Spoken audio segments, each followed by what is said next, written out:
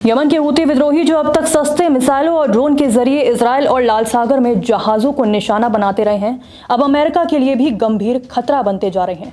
एक नई रिपोर्ट के मुताबिक हूती विद्रोहियों ने अब ऐसे एडवांस एयर डिफेंस सिस्टम का उपयोग करना शुरू कर दिया है जो अमेरिकी वायुसेना के सबसे आधुनिक फाइटर जेट F-35 स्टील्थ और F-16 फॉल्कन के लिए भी खतरा बन सकते हैं। हाल ही में सामने आए एक घटनाक्रम में उन्होंने इन दोनों विमानों पर लगभग सटीक निशाना साध दिया था, जिससे अमेरिकी एयरफोर्स में चिंता की लहर दौड़ गई है। इस खतरे को भांपते हुए अमेरिका ने हूती विद्रोहियों के खिलाफ ऑपरेशन रफ राइडर नाम से एक सैन्य अभियान शुरू किया, जो करीब 1 महीने तक चला। इस ऑपरेशन के तहत अमेरिकी सेना ने हूतियों के ठिकानों पर भारी हमले किए। ये ऑपरेशन अमेरिकी सेंट्रल कमांड सेंटकॉम के प्रमुख जनरल माइकल कोरेला की रणनीतिक योजना का पहला चरण था, जिसे अगले 8 से 10 महीनों में लागू किया जाना है। इस अभियान का उद्देश्य सिर्फ हूती ताकत को कमजोर करना नहीं, बल्कि लाल सागर में अमेरिका और उसके सहयोगियों की समुद्री गतिविधियों को सुरक्षित बनाए रखना भी है।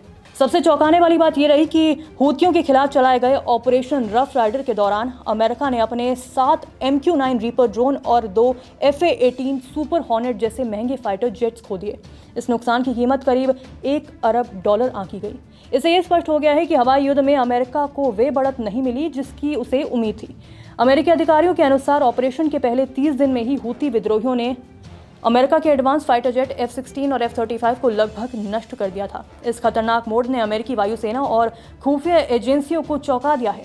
हमले के दौरान अमेरिकी एयरक्राफ्ट FA-18E सुपर हॉर्नेट, जो कि Nimitz class aircraft carrier USS Carl Vinson से ऑपरेट होता है, को भी निशाना बनाया गया। माना जा रहा है कि हूतियों ने इसे मार गिराया था। हालांकि अमेरिका का दावा है कि ऑपरेशन के दौरान कई हूती ठिकानों को तबाह किया गया और सैकड़ों विद्रोही उसमें मारे गए। इसके अलावा ऑपरेशन को और भी प्रभावशाली बनाने के लिए अमेरिका ने 2 एयरक्राफ्ट कैरियर और B-2 स्पिरिट स्टील्थ बॉम्बर भी तैनात किए।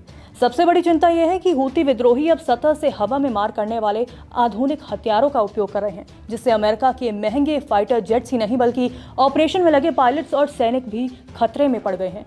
यह घटना अमेरिका के लिए न केवल सैन्य बल्कि रणनीतिक मोर्चे पर भी खतरे की घंटी बनकर सामने आई है।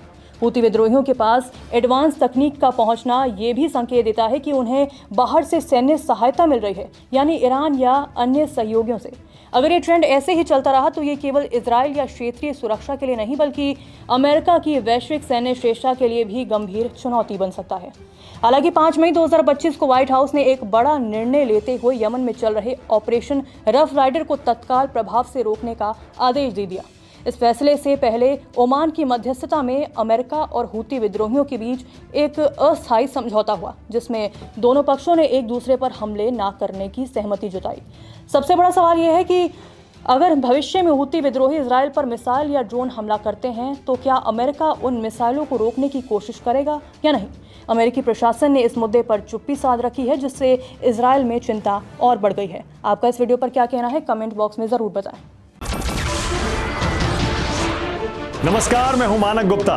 अगर आपको हमारा ये वीडियो पसंद आया हो तो इसे लाइक और शेयर जरूर करें, और हाँ, हमें सब्सक्राइब और फॉलो करना ना भूलें ताकि आप देश और दुनिया की कोई खबर मिस ना करें। तो जुड़े रहिए हमारे साथ और देखते रहिए न्यूज़ 24।